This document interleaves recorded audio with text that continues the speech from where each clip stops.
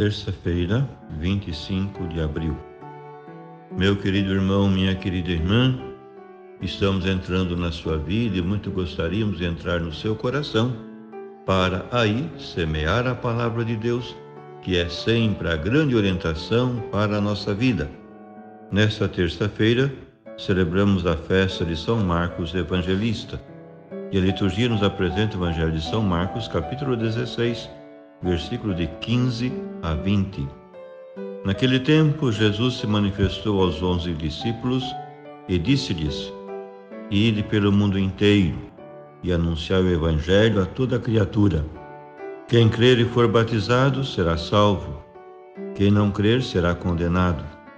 Os sinais que acompanharão aqueles que crerem serão estes: expulsarão demônios em meu nome, falarão novas línguas, se pegarem em serpentes ou beberem algum veneno mortal, não lhes fará mal algum. Quando impuserem as mãos sobre os doentes, eles ficarão curados. Depois de falar com os discípulos, o Senhor Jesus foi levado ao céu e sentou-se à direita de Deus. Os discípulos então saíram e pregaram por toda parte. O Senhor os ajudava e confirmava sua palavra por meio dos sinais que a acompanhavam. Meu querido irmão, minha querida irmã, a questão central abordada no nosso texto é a do papel dos discípulos no mundo, após a partida de Jesus ao encontro do Pai. O texto consta de 3 cenas. Jesus ressuscitado define a missão dos discípulos.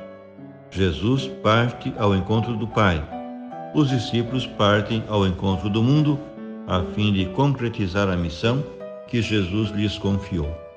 O anúncio do Evangelho que os discípulos são chamados a fazer vai atingir não só os homens, mas toda a criatura. Muitas vezes o homem, guiado por critérios de egoísmo, de cobiça e de lucro, explora a criação, destrói esse mundo bom e harmonioso que Deus criou. Mas a proposta de salvação que Deus apresenta destina-se a transformar o coração do homem, eliminando o egoísmo e a maldade. Ao transformar o coração do homem, o Evangelho apresentado por Jesus e anunciado pelos discípulos vai propor uma nova relação do homem com todas as outras criaturas.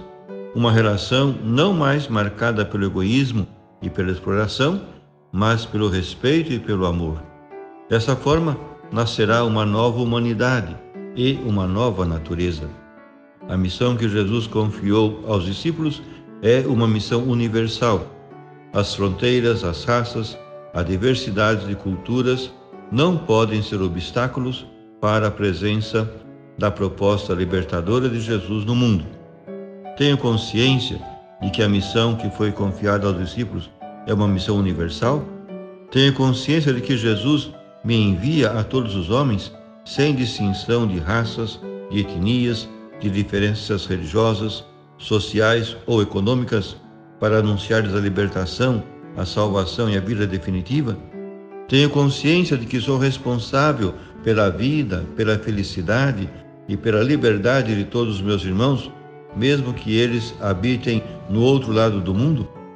Tornar-se discípulo é, em primeiro lugar, aprender os ensinamentos de Jesus, a partir das suas palavras, dos seus gestos, da sua vida oferecida por amor.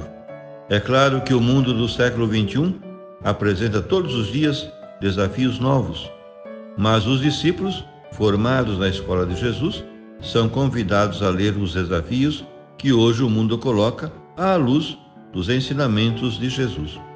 Preocupo-me em conhecer bem os ensinamentos de Jesus e em aplicá-los à vida de todos os dias. No dia em que fui batizado, comprometi-me com Jesus e vinculei-me com a comunidade do Pai, do Filho e do Espírito Santo. A minha vida tem sido coerente com esse compromisso? É um tremendo desafio testemunhar hoje no mundo os valores do reino. Esses valores que muitas vezes estão em contradição com aquilo que o mundo defende e que o mundo considera serem prioridades da vida. Com frequência, os discípulos de Jesus são objeto da irrisão e do escárnio dos homens, porque insistem em testemunhar que a felicidade está no amor e no dom da vida. Com frequência, os discípulos de Jesus são apresentados como vítimas de uma máquina de escravidão que produz escravos, alienados, vítimas do obscurantismo, porque insistem em testemunhar que a vida plena está no perdão, no serviço, na entrega da vida. O confronto com o mundo gera muitas vezes nos discípulos desilusão, sofrimento, frustração. Nos momentos de decepção e de desilusão, convém, no entanto, recordar as palavras de Jesus: eu estarei convosco até o fim dos tempos. Essa certeza deve alimentar a coragem com que testemunhamos aquilo em que acreditamos. Por fim, rezemos. Ó Deus, que concedeis a São Marcos, vosso evangelista, a glória de proclamar a boa nova, dai-nos assimilar de tal modo os seus ensinamentos que sigamos fielmente os caminhos de Cristo, que convosco vive e reina na unidade do Espírito Santo. Amém.